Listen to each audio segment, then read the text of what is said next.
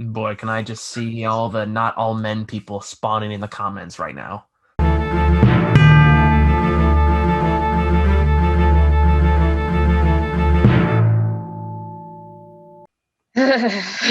Yeah, that's the appropriate reaction. All right, so hi. We're here to talk about the last film we're going to be talking about for the year of 2020, which is, and I'm in a weird spot right now, so I already forgot the name, and I feel really bad. Promising young woman. A Promising Young Woman, thank you. You're welcome. Um, which came out late last year. Well, like it came out like in theaters for a while, so it kind of like only released on video on demand last month. Which is why we're doing this so late. Yeah, pretty much. So, this is a movie that is largely about a woman who's. By the way, we're not going to sugarcoat the topic for this one, so be prepared. Just some stuff in this might be triggering. Yes, FYI. this is not a. These are sensitive topics that we'll be discussing. Yeah, so be prepared. Um, this is about a woman whose friend got raped in college, and she dropped out to basically help her out, and then the friend eventually committed suicide. So now, many years later, she reconnects with one of the guys in college and uses that as a launch board to basically get revenge on everyone who played a part in what happened. That's the basic conceit of the movie without spoilers.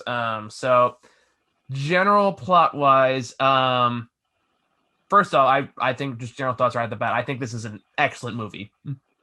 Really, You seem surprised by that. a little. You I think I wasn't wasn't gonna like expect. it? Uh, I wasn't expecting it to be your cup of tea. I guess. Um, yeah, I don't really know why you would think that. It's more like it's. I thought, um, the portrayal of the topic and the characters that are in it and everything that occupies it reflect enough of reality. It knows how to masterfully play with tension. Um, the writing is top notch. The acting is superb. And you like, especially the first couple sequences of the movie are legitimately skin crawling. Um, Yes, it very cringy. so it's like it portrays this topic with a very unique, very unapologetic, um, way that I thought the topic deserved. Um, and the methods for revenge were both creative and horrifying. But it's definitely moving. And Okay, and clever very clever. Yeah. and thorough and researched and carefully planned out. There's enough realism in there that you kind of buy the sequence of events. I think it's a movie that doesn't let anyone get away with any form of culpability in any way, shape, or form. Um, That is something about it that I really liked. yeah. So from all that angle and then discussing what is a very touchy subject for a lot of people, I thought this movie did it masterfully. Uh, your thoughts? Oh boy, was I angry at rich white men by the last third of this movie. uh, Mercifully, and I don't mean this as a brag. This is just the facts of my life. I haven't experienced or witnessed date rape culture. Uh, so Yeah, I wouldn't I be classified as a brag uh, so much as uh, that's the way it should be. Sorry, go ahead. so I haven't had as as much exposure to these types of situations Hmm. as uh, from that point of view, it was somewhat informational. Hmm. Um, and I I thought she was honestly rather badass Yeah, for how she lulled them into the revealing their true selves and then flip the script on them. yeah, Uh, and when we meet this character, the character's name is Cassie. I think she's played by Carrie Ann Mulligan, or uh, uh, I might be getting the yeah, actress's name wrong, but the lead character's name is Cassie, yeah. It's and Carey Mulligan. for a little bit of context, she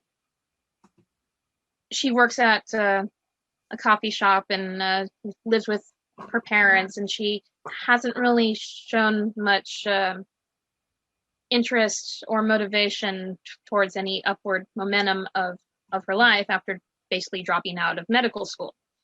Um, and in a way, I think that that kind of works for the story because she just works at a coffee shop. Who's going to suspect her? Yeah, So in in that respect, she's kind of like a um not a superhero, but kind of a vigilante a little bit, where this this this nobody barista who's a medical school dropout, that's her her secret identity, and then she does all this methodical planning to basically catch scumbags in the act yeah. So like at night. So, what she does largely at night is she goes out to bars, pretends to be blackout drunk to get nice guys to go in there and help her, and then they try to rape her. In which case she says like, "Aha, I'm gonna like I'm actually sober. I'm just gonna scare the bejesus out of you."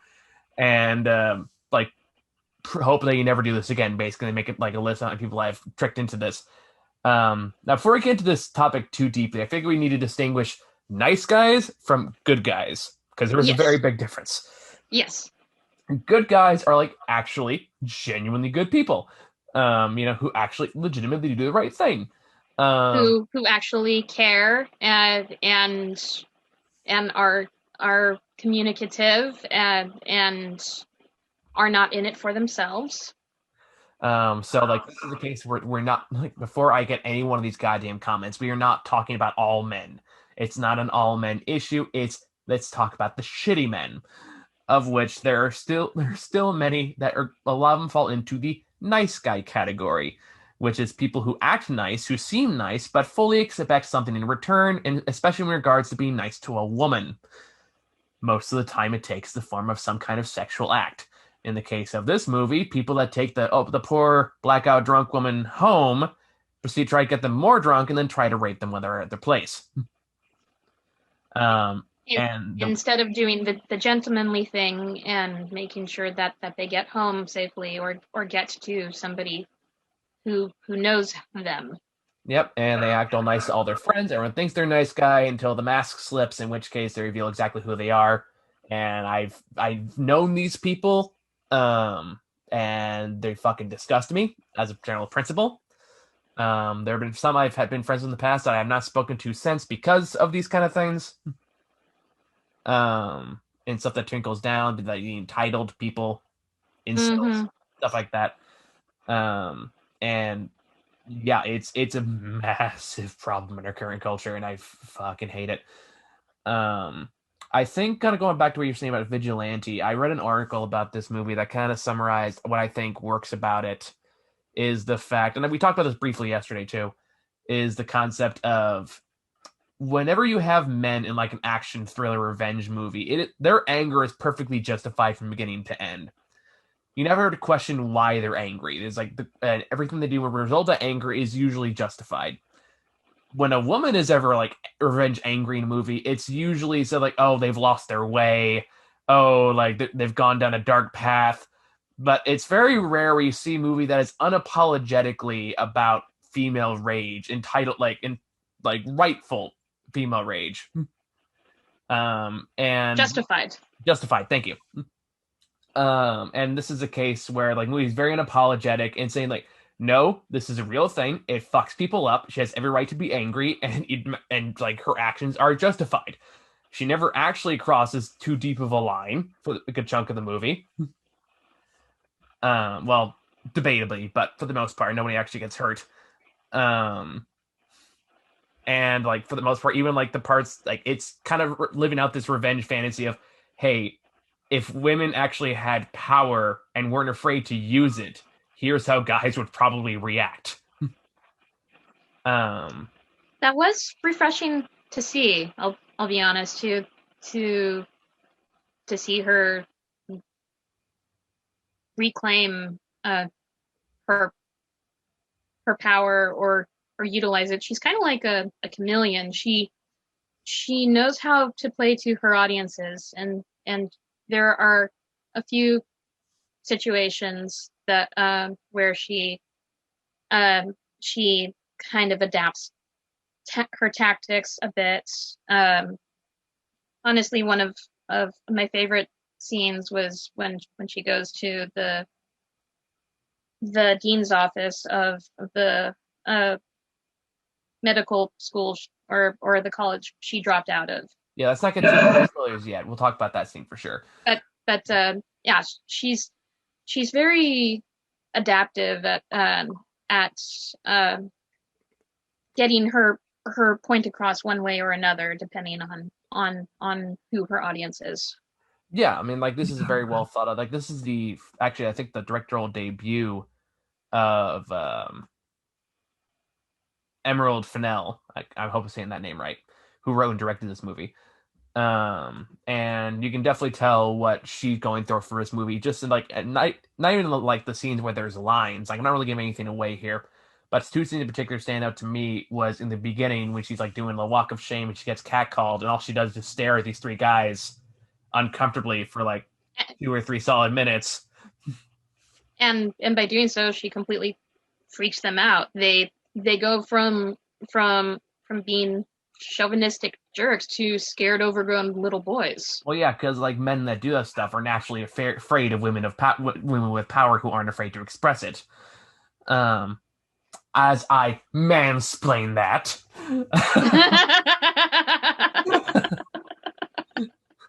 Sarah, let me tell you the problems women go through. Bluff called. Okay, moving on.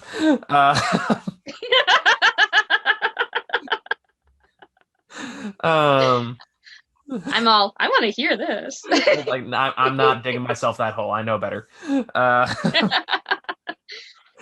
But the other scene that comes to mind in particular is just this part where like it's not really spoiling anything. It's not a major plot point. You could probably cut off the movie and not miss anything. But I still thought it was a very interesting scene.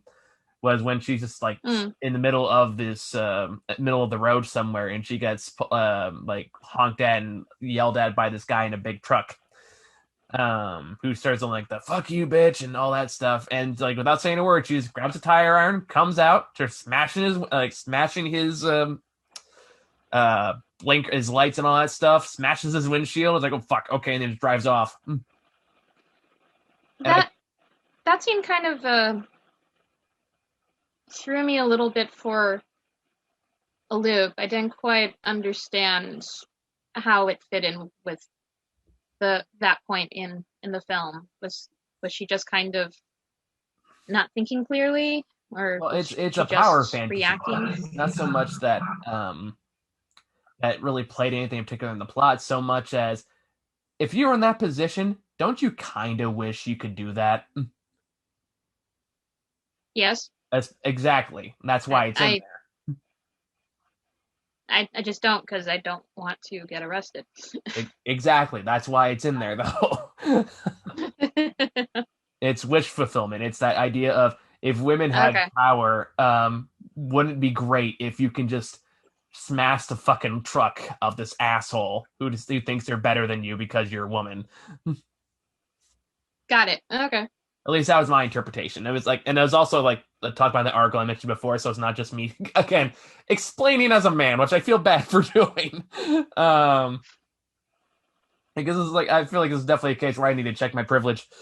Uh, but anyway, so themes around that, themes around trauma, the themes of it's not just the person that did it that's at fault, which I thought was also very interesting message. Basically, it's like it's not just like the person who did the raping and the people that permitted it in the exact moment that she targeted. She targeted everybody. It's a Um, whole culture. It's almost like this embedded, systematic, uh, unspoken agreement amongst everybody who participated in one way or another, whether they enabled or whether they looked the other way, or whether they um, disempowered disempowered the victim by saying, "Oh, everybody knows that you shouldn't get drunk." and you hear like every excuse in the book, like oh she was dressed like she shouldn't dress that way. She doesn't want to get raped. Oh she was just really drunk. Oh we were just kids. Like oh we don't want to ruin his career. We don't want to ruin his reputation, which is always a He's big getting one. married.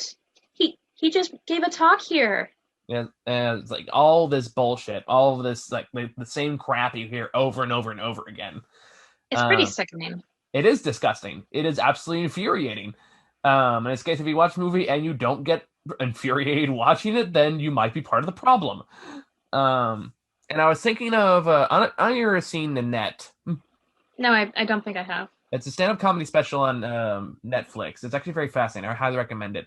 Okay, Um, I'll look it up. it's more like half comedy about watching these quick comedy, and then goes into this actual like serious talk about all of these things. One of the part is the obsession with protecting men's reputation versus actually Mhm. respecting like women and victims and like actually treating them with respect. But that in the cultural zeitgeist and like rape culture and all that stuff, that takes second, third, fourth priority over whatever the man is doing, and that's just the way it's always been, unfortunately. Again, I'm only speaking from my perspective. If you disagree or anything that, or you have different experience or whatever, feel free to chime in. I if I have something to say, I will. But that is kind of why I prefaced earlier that I don't have a lot of exposure to this culture. Fair enough. Just uh, and I haven't done research because I'm already susceptible to depression, and I don't want to That is make also myself fair. more depressed by um, intentionally looking into, oh, this is how many rapes have happened in my hometown since I've been alive. Yeah. Um, that's not stuff you want to go into. I did a little bit of research into it after the movie. Because I watched this movie shortly after I watched another comedy special called Daniel Sloss His Ex on HBO, also really good. Um, but it eventually goes into talking about, and this is what I was thinking about because it really sat with me after I watched it. He eventually talks about how he left his best friend, who's a woman, alone with some friends of his when they were out drinking one night, and later on that night, one of his friends went out and raped her. And he said like he like basically used that opportunity to like learn all about this other side of like this whole culture about it and figure out like what do you do when somebody that did this thing. Um, Now to be clear, like and the immediate rejection is like no, like he admitted it. They don't want like we don't want to be your friend anymore. If you go see therapy, see you want to change, maybe we'll talk then. But even then, we don't want to be friends with you all. You can fuck off forever. Um, but the point he made there, That's refreshing compared to these characters. yeah, right.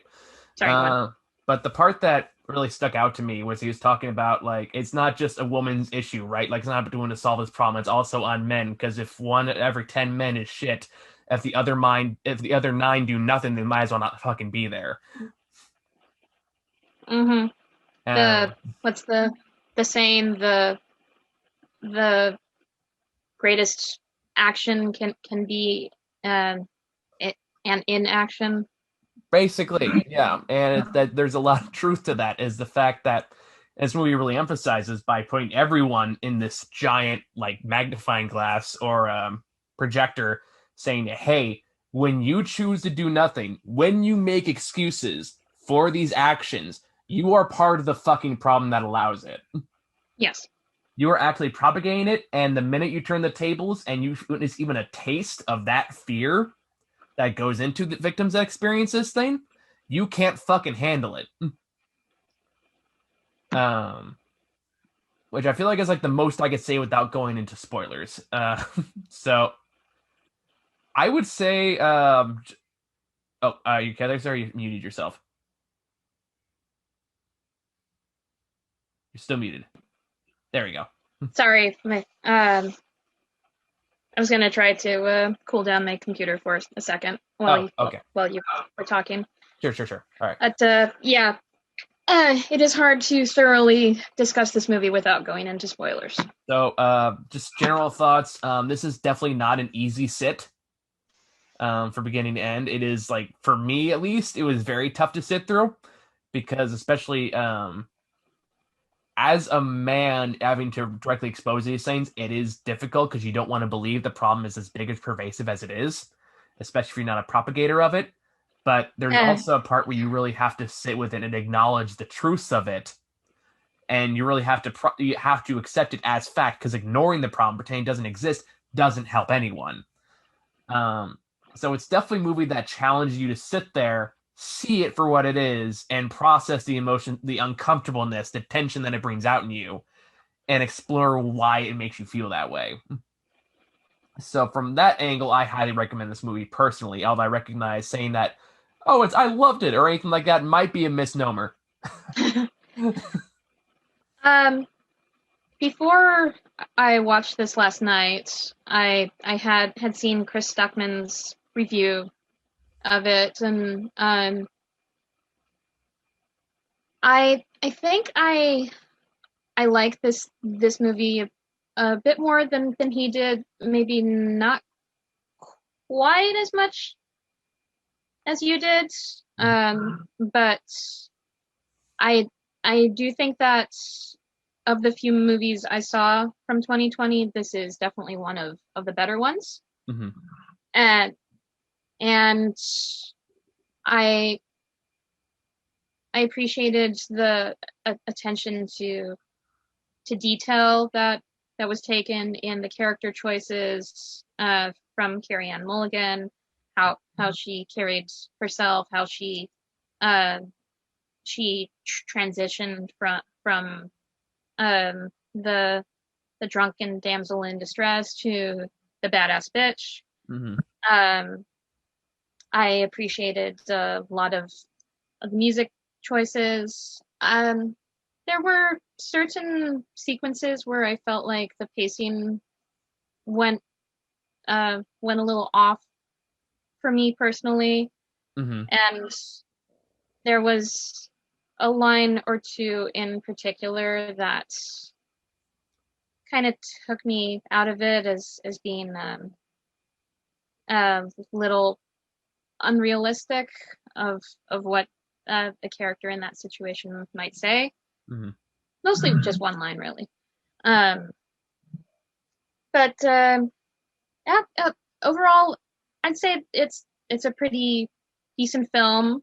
I think a women's studies class could utilize it and analyze it in lectures Mm-hmm. for years to come. And if it's not too triggering for you, I am glad that it exists because it um, puts a spotlight on topics that do need to be openly discussed more. Agreed. Okay. All right. So you've been warned. Supposed to be here on out. All right. Let's get into this. So, since I know it's what's on your mind in particular, let's talk about the ending first. Uh, Yeah. um, I get why they made the decision to kill her off. Um, and again, that's something that I kind of had to read a couple articles to wrap my head around. I'm still trying to wrap my head around that a little bit.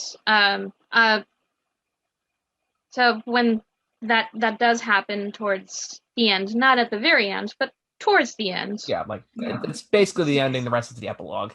Yes. Um, I that was when I was my angriest at the rich white male scumbags. Um, and I was just feeling so riled up and dissatisfied that these a-holes would basically literally get away with rape and murder, Yeah. and get away scot-free.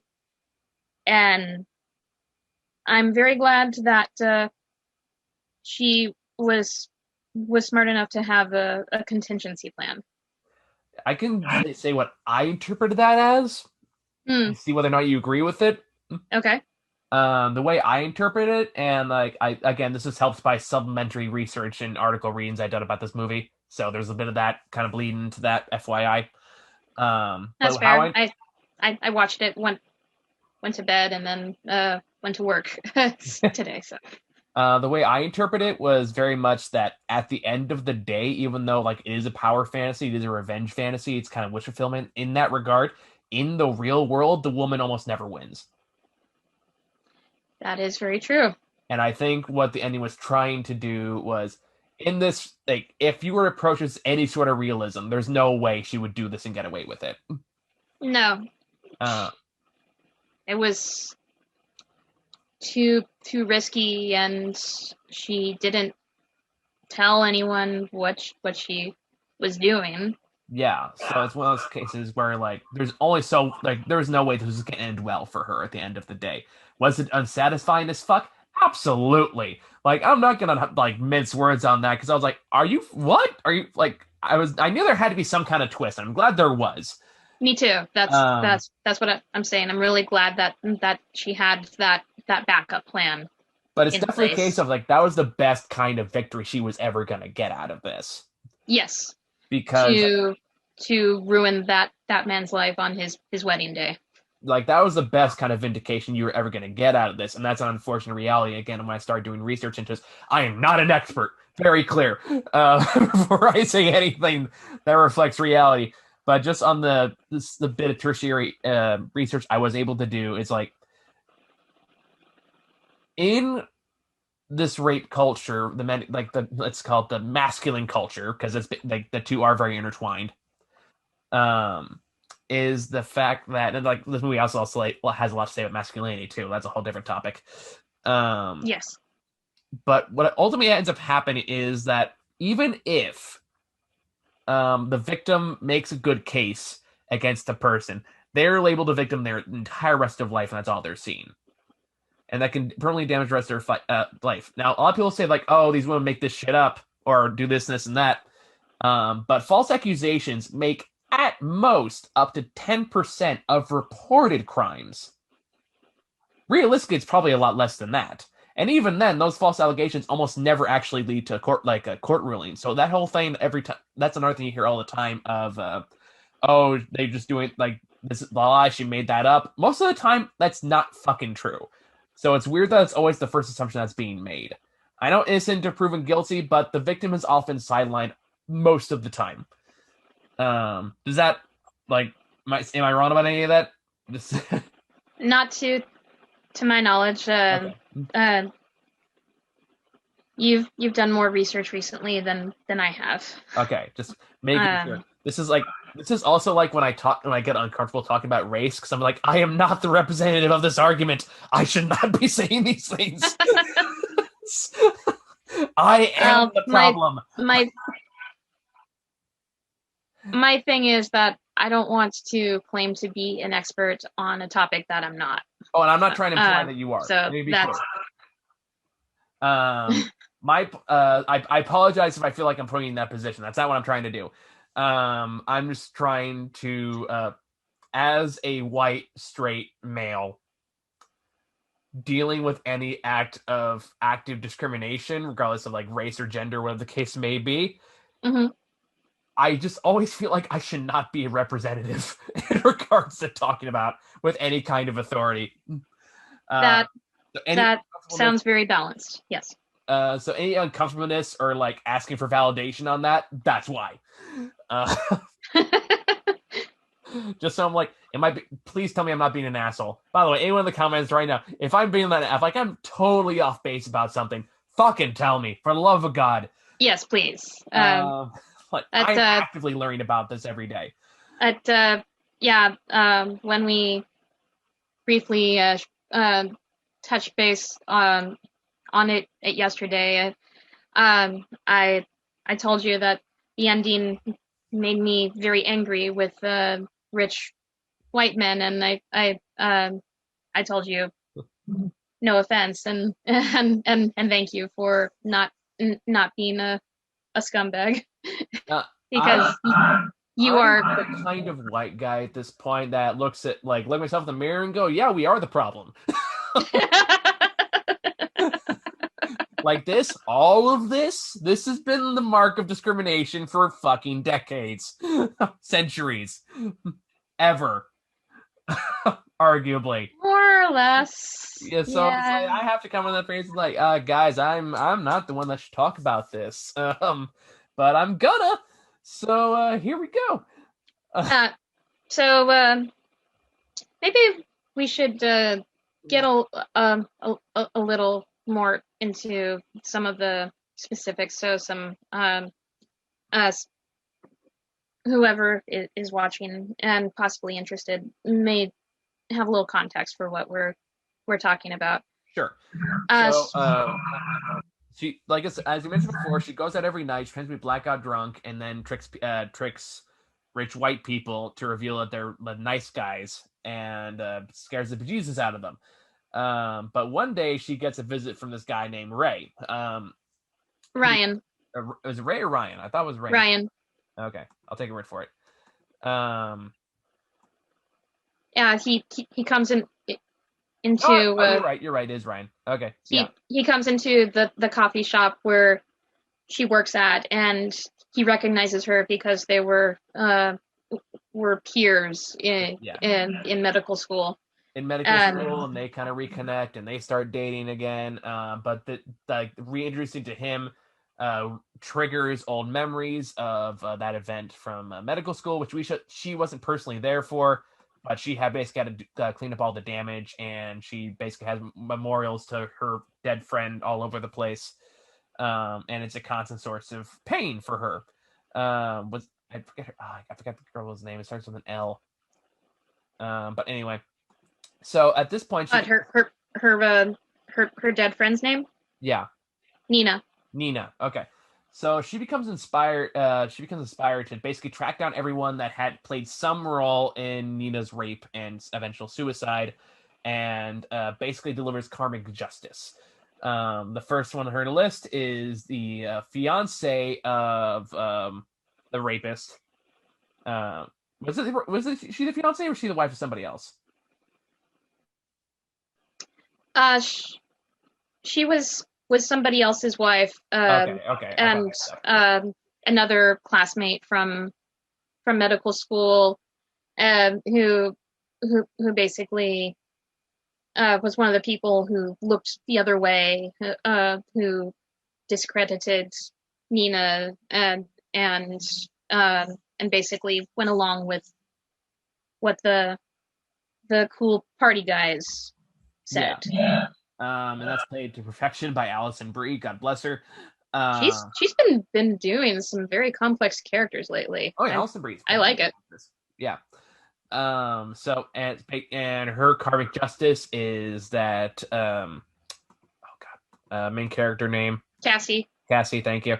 Cassie gets her blackout drunk and at a lunch. At a lunch, and no, Susan's the main character, not Cassie. No. I'm looking at the IMDb right now.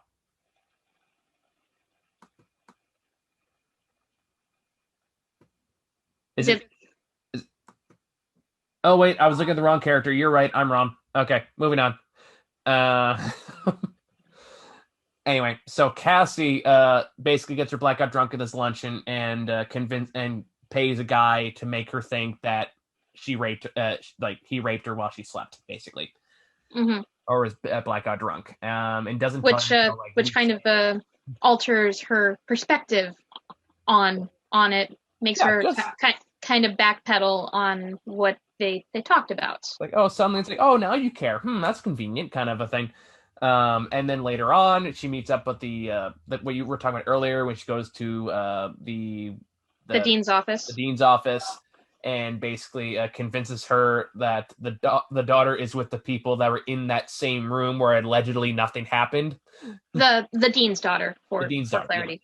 The dean's daughter is in the same room where allegedly nothing happened with the same boys that allegedly did nothing, and she immediately loses her shit. The dean, I mean, and begins to panic, and it goes to like, oh, now you care. So it's like, Mm-hmm. if it really was instant, if really nothing happened, then why should it concern you? Is the idea there, which just There goes, there was a nice little touch when the dean was yelling at Cassie, basically panicking. Tell me where my daughter is. yeah. It cuts away to her receptionist just outside the door, and the receptionist just kind of smirks. I I didn't notice that. This is a good catch. that was a nice little touch to sort of subtly illustrate how um, despicable this woman Dean Walker is. And like it all sounds logical on paper, right? Like the excuses they give of oh, we didn't have enough evidence, oh, we don't want his reputation, all these platitudes. And it's immediately exposed like this is all performative bullshit. You know he did it. Mm-hmm. But you don't want the repercussions. You don't want the consequences of actually doing something about it, which is really what all those excuses, the platitudes are there for. Is just like we don't want to get our hands dirty. We don't want to we don't want to acknowledge this as a problem, so we're just not going to do anything. That's what it always boils down to. Or we're not going to do anything to preserve the reputation of the man. And it's fucking gross. Yeah, Um, it's disgusting. the That one, not just scumbag men doing this, but women oh in, yeah, enabling it too. It's repugnant. it's like I said, it's a culture. It's not just men that do it. It's they enable it and they certainly created it, but it's not propagated by just men. No, it's not. And Um, this movie in its storytelling does not shy away from that aspect. yeah, like God knows, it's something I've gotten in arguments with people before. Like having to argue with my own mother about this when the Pret Kavanaugh thing was happening, um, and going into all that, just the obsession with reputation of like, oh, I experienced as I was younger, but that was just how things were back then. That kind of bullshit. Um, yeah, it's yeah, Gross. yeah. Um, like the one like sign of redemption for humanity, basically, comes in the form of Alfred Malona, who it comes in later as the lawyer who represented the guy who raped Nina and got away with it. And he come in there, and this guy's life is just a fucking mess. Like he's like just racked with like he doesn't sleep anymore. He is racked with guilt. He recognizes the evil of his like evil of what he has done and what he's enabled and what he's propagated, and he just can't forgive himself for it. He's the only one that gets spared through this entire thing. Yes, because Cassie goes to his house, goes to visit him, and when he opens the door, she just tells him it's your day of reckoning, and he says, "I was expecting you. Come in." And when she and they talk, and she is able to tell that he is truly guilt-ridden and remorseful, and and then we see her go back outside uh, uh, to some guy, which I'm guessing was a hitman. A Um, hitman or some kind of like not necessarily bouncer, but just like wreck up the place kind of person. yeah, Goon, henchman, whatever you want to call him. yeah, henchman. That's good. And uh, he's the only one that she tells her henchman to stand down on. Yeah, because at this point, like he's clearly punishing himself plenty Yes, at that point in the game. Now by this point, she's also been developing a relationship with Ryan, and that's been going pretty well up who until is a pediatrics surgeon, so with the pediatric he version. Yep. he works with children. Let's put a pin in that and keep that in mind.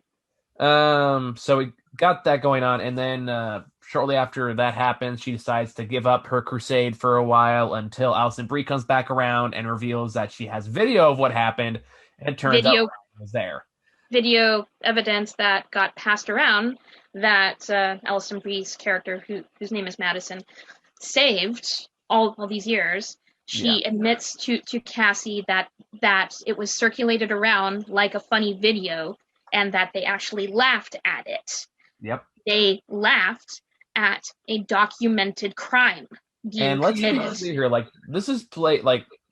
this all sounds like surreal for some people who may not know this. Like, this is all shit that really fucking happens. Like, let's be clear on that. None of this is far-fetched. None of this is outside of the realm of possibilities. This happens all the fucking time. So sorry. After Madison gives Cassie her old phone with this piece of video evidence of the incident from years ago, she tells Cassie, just do me a favor, never call me again. Yeah. So and he goes after Ryan to find out where the rapist is having his bachelor party. Well, it's also when she's watching the video, she hears Ryan's voice. Oh yeah, that's right. And so the guy that she's been connecting with, and a few scenes earlier, they had told each other that they were falling for one another, that they loved each other. They had an awkward falling in love montage in a pharmacy to Paris Hilton's one-hit song.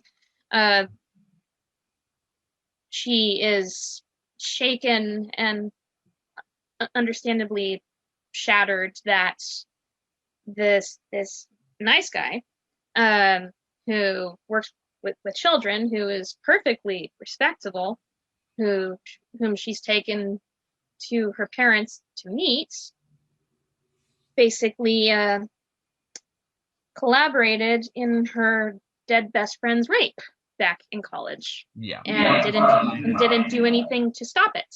Yeah. And she has video evidence thereof. Yeah. So then she goes to Ryan while he's at work and shows him the video, and he gives another one of those excuses. Oh, we were boys, and she says, "I'm so sick of hearing that." It's all just justification for cruelty. Yeah.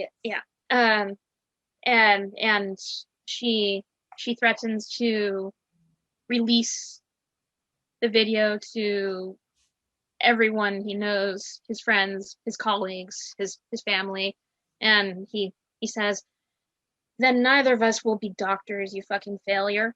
Yeah, it's amazing how quickly that flips. Yeah. And she strikes a bargain with him that she won't do that if he gives her the location of I think the rapist's name was Alan. Let's just call him the rapist. He doesn't deserve the dignity of having a name. Agreed.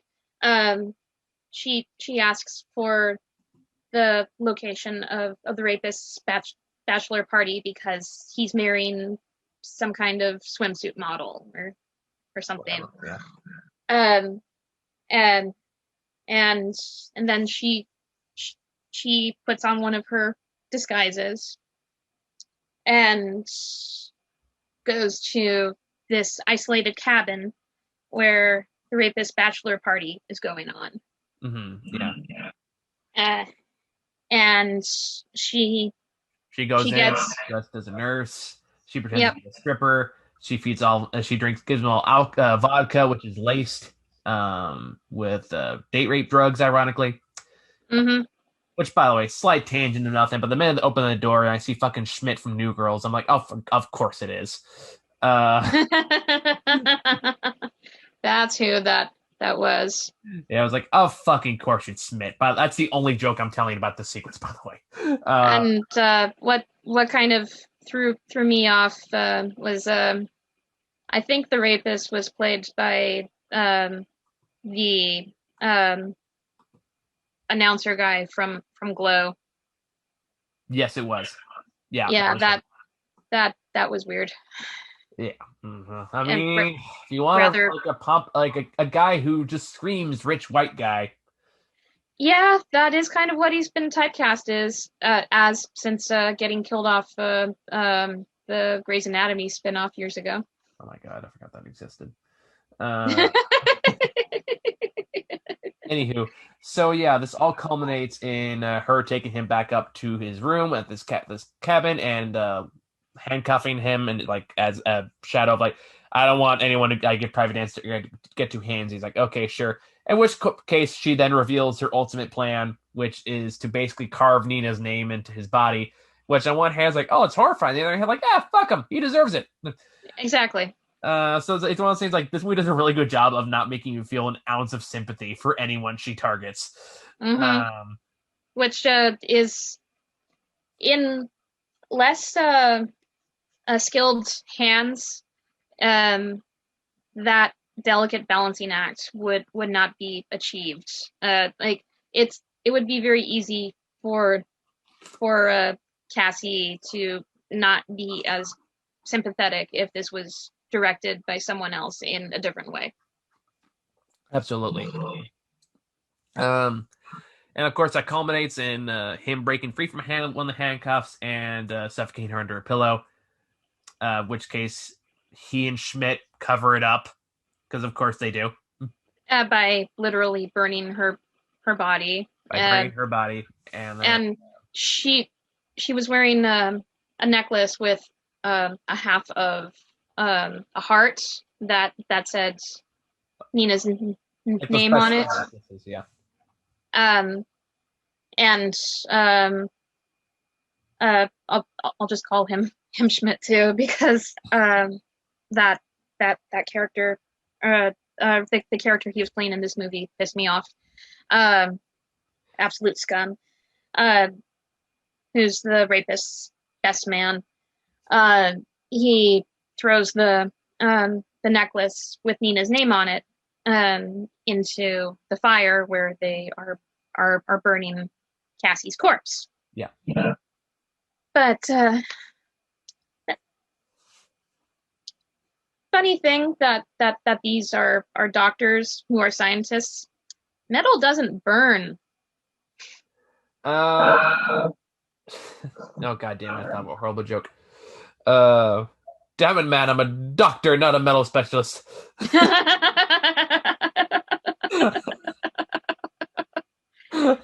So Damn it, man, I'm a uh, doctor, not a geologist. There we go. I merely bring up this part or this small touch about the necklace because it comes back into play It at the does, end. the closing shot. Yeah. Yes. Um, but luckily she had a backup plan, basically says Thank God. all the evidence of what actually happened to to Alfred Malona, the lawyer, and then basically sends all the police at their door on the wedding day, and that's how the Yes. movie ends. It's like, okay, thank God, some vindication. Yes. But it If is she definitely hadn't done that, I would not have been able to enjoy this movie because I would have just left it feeling enraged. that's fair. And yeah, that's the entire movie in a nutshell. It is an intense sit. Yes. It is unrelenting in that intensity. Even when the calm moments you're waiting for the next shoe to drop, which it eventually does. But it feels real. Like it is very power fantasy, it is very wish fulfillment, but at the same time, like the way these characters go about and how they talk about these things all feels like comes from a real place. Yeah, like But there's the impact it does. there's there's no magic or anything in it. It is a wish fulfillment that could feasibly happen in our reality. I mean, like for the most part, as far as we know, like I mean, not the wish fulfillment part, but like everything that happens around it, like for sure happens in real life. Like Yes. all the time. And that's why it's like I appreciate movies like this that for like no apologies, no like, oh, there's still some good people. Like, no, fucking look at it and deal with it. Yes. And like I think this is something for approach movies I have given more credence to as I've gone older because especially like one of the reviews I regret the most that I ever said was I think would be the Green Book, which was the movie that won Best Picture that one year that everyone got mad about. Which, in my opinion, didn't deserve it, but It didn't deserve it. okay, thank you. Okay. But I gave it a positive review at the time that has not aged well the more I've thought about it. I mean, I only saw it once. I enjoyed it when I watched it, but compared to other movies that came out that year, it was one of the weaker ones. No, I agree. But even then, like I gave it like credence for saying so like not all cops are bad kind of mentality to it. But then I realized like older I've gotten is like, yeah, but the reason they do that is so you can dismiss the ones that are bad. That's the fucking problem with presenting it that way. Yes. And it's more like if you give anyone a pass and you give the entire issue a pass. That's the big problem with that kind of telling stories that way, and it doesn't work to actually address anything. And where I'm going with this is, and that's what I appreciate about this movie the most, is the fact that like, no, this happens. These are the people that do it. Yes. Look at it. They could be your kid's doctor. Maybe Doctor is more like, I want you to like. It's a movie that demands you be uncomfortable watching it and demands you to question why you're uncomfortable with it. And demands that you pay attention. Yeah, it definitely grabs you. It's completely unapologetic. It's speaking entirely on its own terms. And I have to have a huge amount of respect for any film that can do that and like hold it. Yes, I am glad that this film exists, and I definitely respect it. Is it one that I'm going to add to my collection? Probably not. Like because this is kind of like 12 Years a Slave. It's like once was enough. exactly. Yeah. I still remember that movie vividly, and I haven't seen it since we talked about it in season 1. Was that back in season 1? Dear God. Yep. Or like The Hunt is another one where it's like, Same. yeah, once was enough. Really good. Learned a lot from it. I never need to see it again. Exactly. I think that's totally valid. So yeah, I think I've said everything I can think of about this movie. Do you have any closing thoughts, or?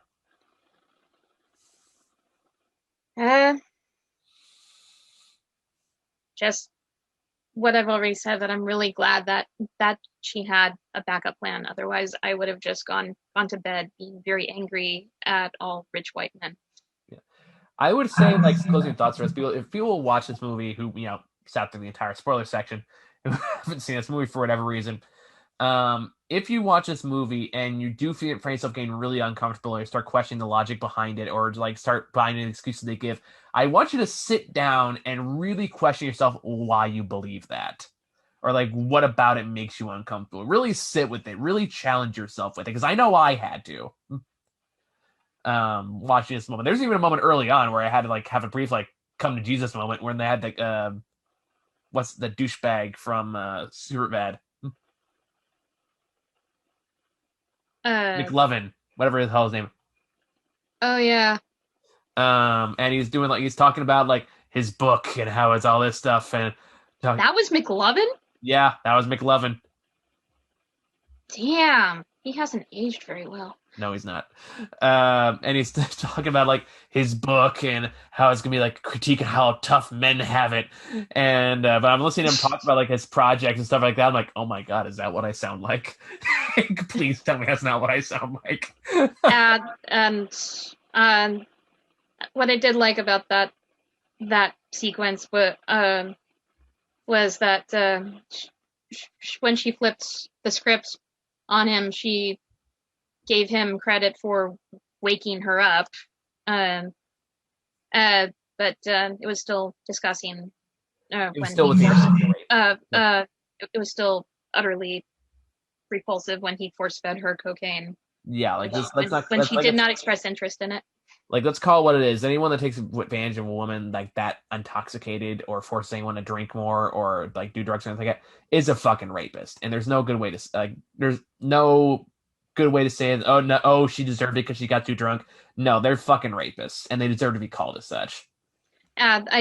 I did like that on her way out. She told him, and by the way, your novel sounds awful. Pretty bad. Oh no, who will think of the poor discriminated white man? Mm-hmm. Uh, but yeah, anyway, that's my last thought about that. Do you have anything else? Uh, no, I think I've said well, I did appreciate the music choices and sound design Oh yeah, in this movie. So for a debut film from this from from Emerald's, I I think it is a promising start. I would agree. Even if I feel like I got more of it than you did, but it's still worthy watch either way. Yes, So yeah, that's it for season 8. Dear Lord. Um, so next movie review will be season 9. We'll try to get the best and worst list going, so have that out soon. And I'm gonna start tabulating a list of movies that came out this month that we need to catch up on. So, thank you guys for sitting in with us on this uncomfortable topic. and thank you for continuing to support the channel through these uncharted waters in this odd time of for the entertainment industry. God, I remember we used to do this in a car. It feels so long ago now. Yeah. Well, is it weird that I kind of missed that? I do too. I'm not gonna sugarcoat it, but I will admit it does get easier to corral people. Yes. Yes. So anyway, I think that's all we got for now, guys. Thank you guys for watching. See you later.